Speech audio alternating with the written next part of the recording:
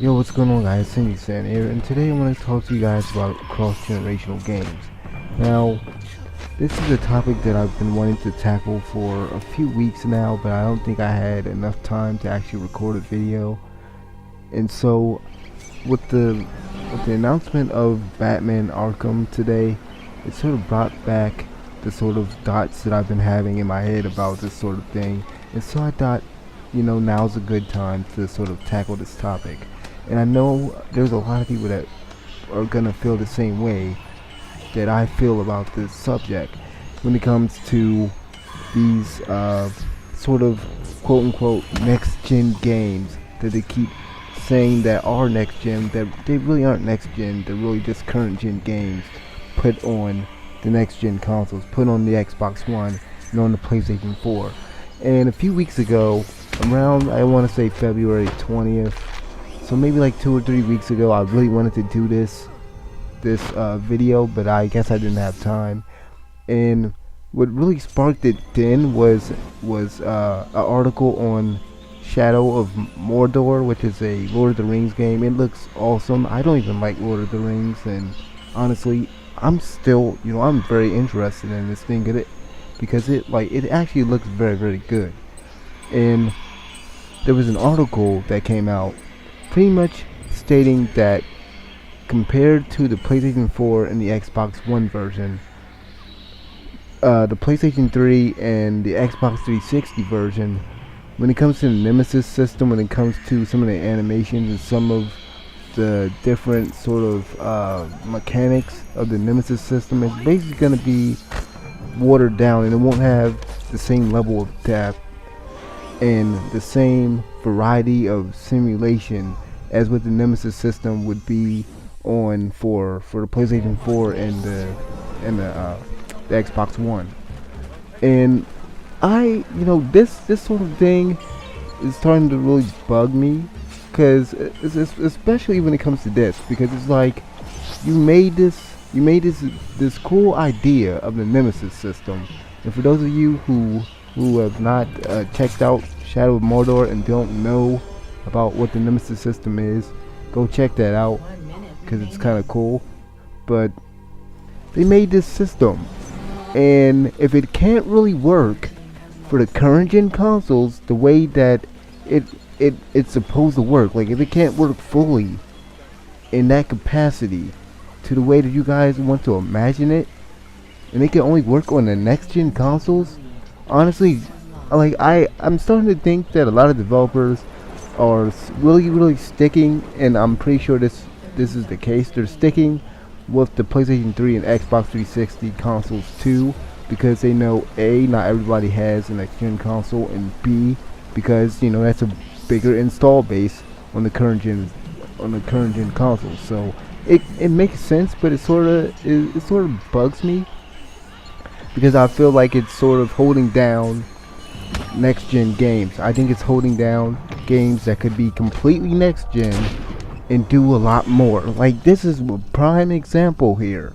This is a prime example. That's why in the other video that I just uploaded today, I touched on a few points there about the fact that we need more games that are just going to be completely next gen exclusives. I think the game Thief that came out a few weeks ago, at first when it was first announced, it was announced for the Xbox One and the PlayStation 4.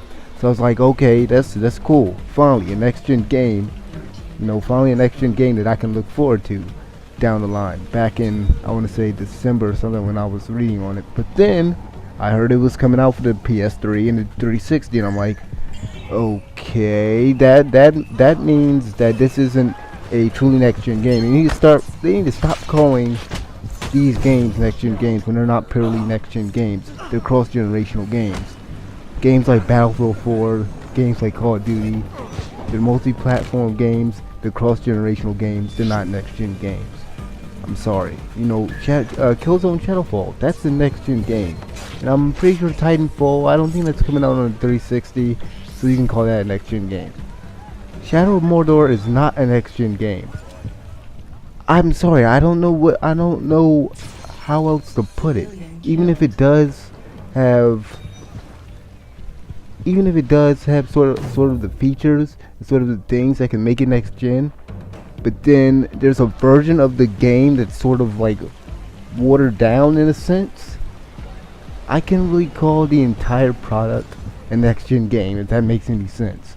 This cross generational crap, it has to stop. I mean, I know it's probably not, and I might be making a big deal out of nothing. Even if it does, it sort of pisses me off because it's sort of like there's a version of the game that way, that those games are next gen games, just lying to people. I think that's sort of, it's not really false advertisement, but it's sort of, I don't know. Maybe this is just a weird, maybe it's just me being picky or something, But I've read a lot of people. I've read a few people's comments on YouTube and different forums and everything, and I know that there are other people that pretty much feel the same way. This is kind of dumb that they're sort of holding a lot of things back, like a game like Infamous Second Son. I'm glad that that's only on a PlayStation 4 console. That's truly next gen. And I guess another issue that I could sort of have with this thing, and this sort of ties into it, but what actually qualifies a game as being next gen?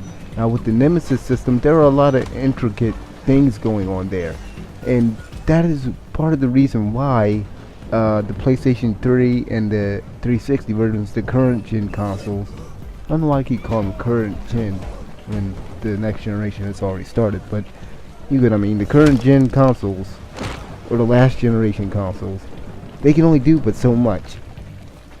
And honestly, like I said earlier in this video, there's only certain things that the PlayStation 4 and the Xbox One can do that, guess what? That is basically how the game was built around. It was built around the PlayStation 4 and Xbox One, and that's how it is that's how it seems, especially in Shadow of Mordor's case.